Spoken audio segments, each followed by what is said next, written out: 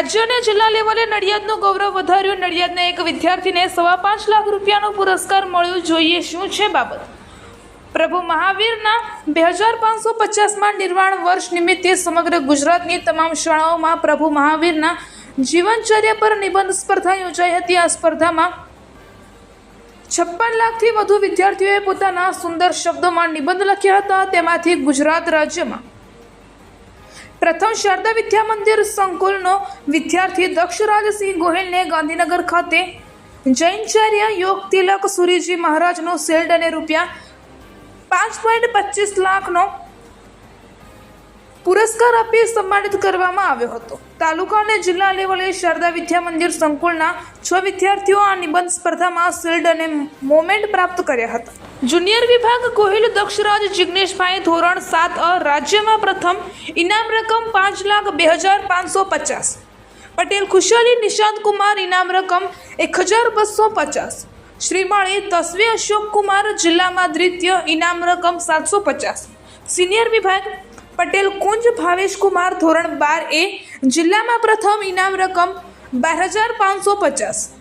પ્રજાપતિ ટીશા યોગેશ કુમાર, ધોરણ 12B, તાલુકામાં પ્રથમ, ઇનામ રકમ 1,250। પરમાર સમર્થ નીતિનભાઈ, ધોરણ 12B, તાલુકામાં દ્વિતીય, ઇનામ રકમ 750 અને શિલ્ડ અને પ્રમાણપત્રથી સન્માનિત કરવામાં આવ્યા હતા। રિપોર્ટર આશિષ મહેતા, નડિયાદ।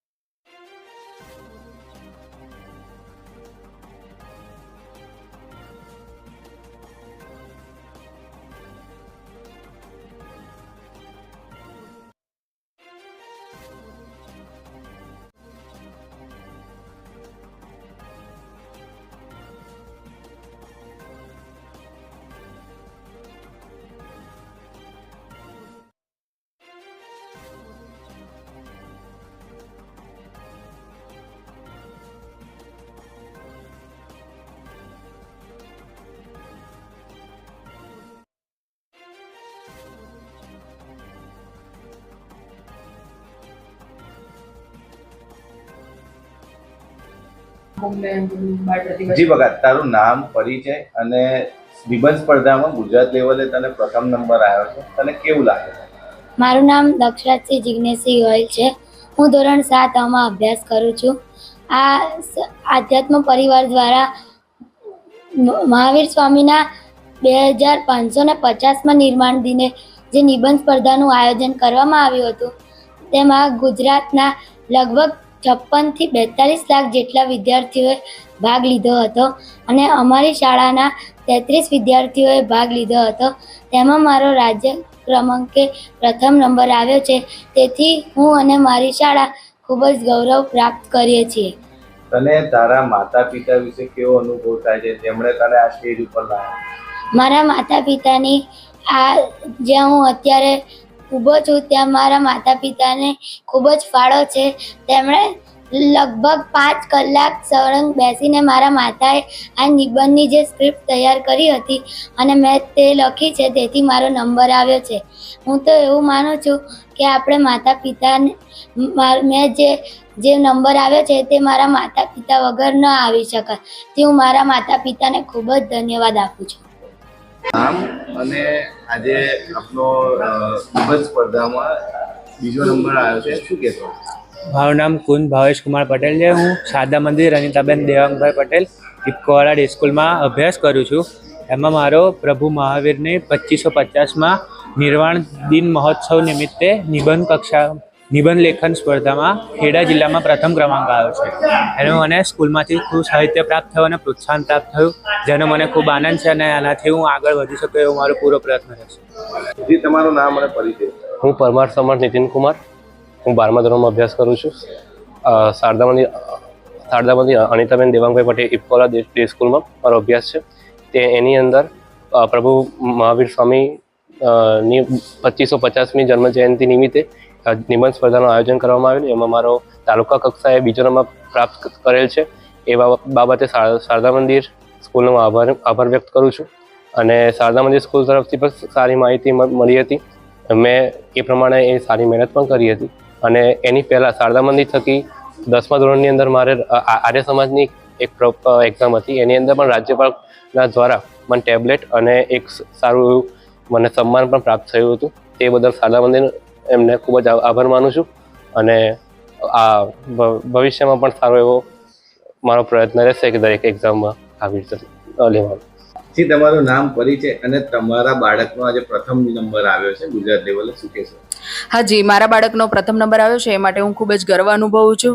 અને મારું નામ છે દર્શનાબા જિગ્નેશસિંહ ગોહિલ. હું શારદા મંદિર સ્કૂલમાં જોબ કરું છું અને મારા હસબન્ડ પણ એક ગવર્મેન્ટ ટીચર છે.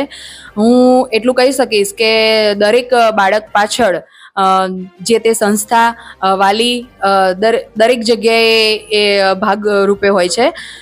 માટે હું અત્યારના વાલીને એટલું કહી શકું કે જે પણ બાળક પાછળ તમે પૂરતો સમય આપો તો તમારું બાળક પણ આ રીતે આગળ જઈ શકે છે. અત્યારે મોટે ભાગે વાલી પોતાનો સમય પોતાના નોકરી ધંધામાં જ વેડફતા હોઈએ છે, પરંતુ જો થોડોક સમય બાળકને આપે તો બાળકની જે આંતરિક શક્તિ છે એ ખીલે અને પોતે કઈ કક્ષામાં આગળ વધે એ પણ એને ખબર પડે કે શું કરવું જોઈએ. માટે દરેક વાલીને પણ નમ્ર વિનંતી કે તમે પણ થોડોક સમય કાઢી અને તમારા બાળક પાછળ આપો.